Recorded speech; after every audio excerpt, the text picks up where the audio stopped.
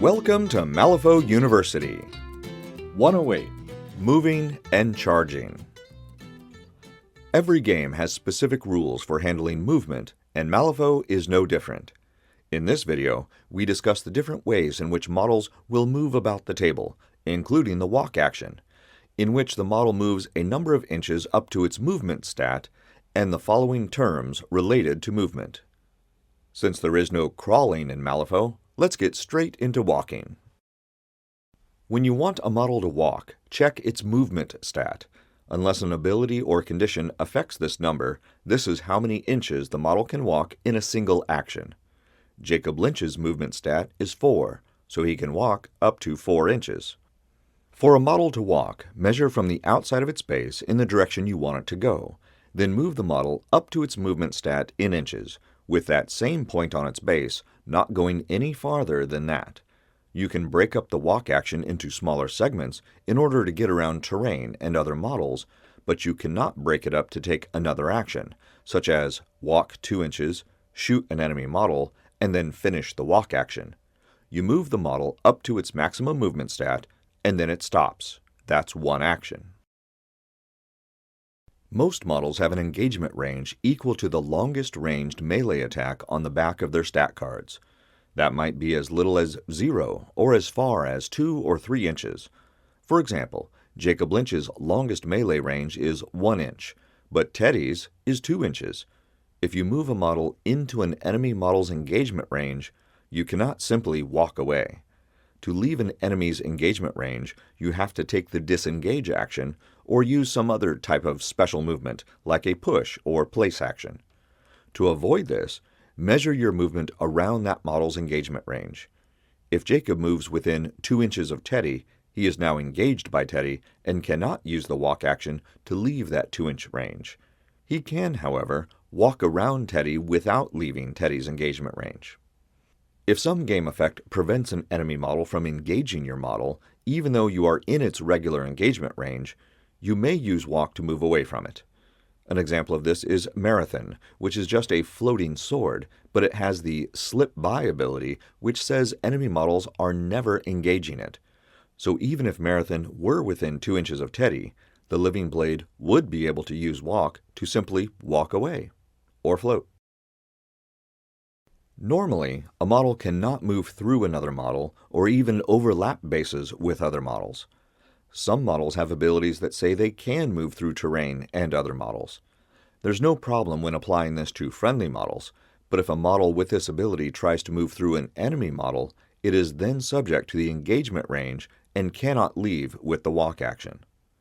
For example, Kitty Dumont has the incorporeal ability and can move through other models. Her movement is 6, and she takes 1 walk action to move straight through Jacob Lynch, who is in the same crew. She wants to get around Coppelius, who has a 1-inch engagement range. She can either walk around him, staying outside of that 1-inch range, or she can walk right through him, stopping within that 1-inch range behind him. She cannot, however, stop with her base overlapping his. Similarly, if Kitty Dumont wants to go through this piece of terrain that both players agreed before the game is solid rock and impassable, she could not end a movement inside it. She could walk once up to it, and then take her second action to walk through it to the other side. I'll take a brief moment now to thank all those who were patrons at the time this video was made, especially Griff, Sergey, Tom, Alan, Jeremy, Mikolai, and Travis, and many more at the free student tier. Your support is essential to bringing these videos to life. A push is a special type of movement. When a model is pushed, it must go in a straight line and cannot break up its movement into smaller segments to get around models or terrain. If it encounters another model or terrain before it reaches the end of its push, it stops. Mancha Roja has his Toss in the Mud attack, which allows him to target a model up to 2 inches away and push it 2 inches in any direction. If Mancha Roja pulls this off against Coppelius, he can push Coppelius 2 inches in any direction whatsoever. However, if he pushes Coppelius into the crate, the rock, or into himself, then Coppelius's push will end when he makes base contact. Toward and away are also special words.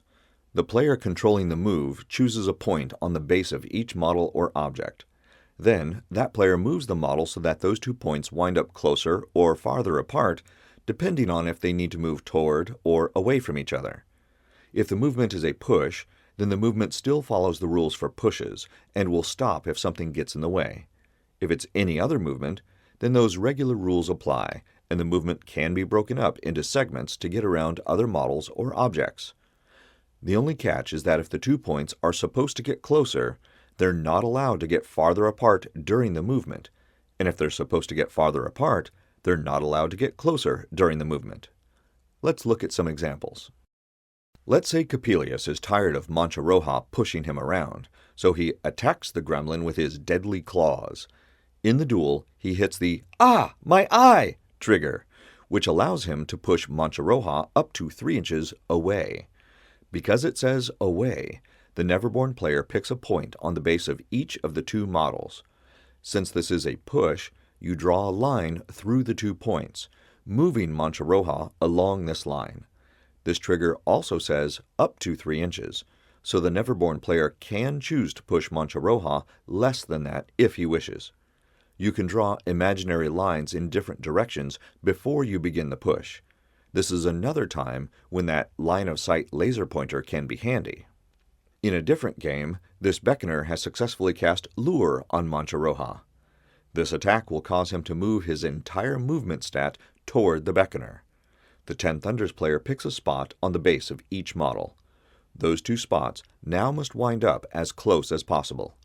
If the text said push, he would go straight at her and stop when he hit this rock in the way. Because it just says move, he will walk around the rock and stop when he reaches his maximum movement of 5 inches. If there were a low wall between the Beckoner and Mancha Roja, he could spend some of his movement climbing over the wall, but could not go around the wall, because even though he would wind up closer at the end of his movement, going around would move him farther away from the Beckoner when he's supposed to be moving toward her. This lure action could also be used to move Mancha Roja around the Beckoner, depending on the points the 10 Thunders player chose.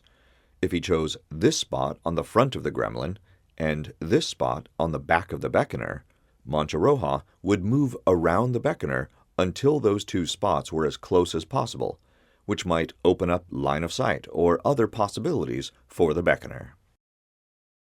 Other game effects will use the term place. When a model is placed, it is picked up off the table and set down within the range specified. It does not count as having moved through or around any object or model between where it started and where it winds up. Placing can break the normal rules of movement. You measure from the front of your model's base like normal, but you get to put the back side of the base on that point. Take a look at this Archivist model. This creepy dude has a deafening silence bonus action with a 4-inch range. We'll discuss triggers in another video, but if he gets a mask when he does this action, he can place himself anywhere within that 4 inches.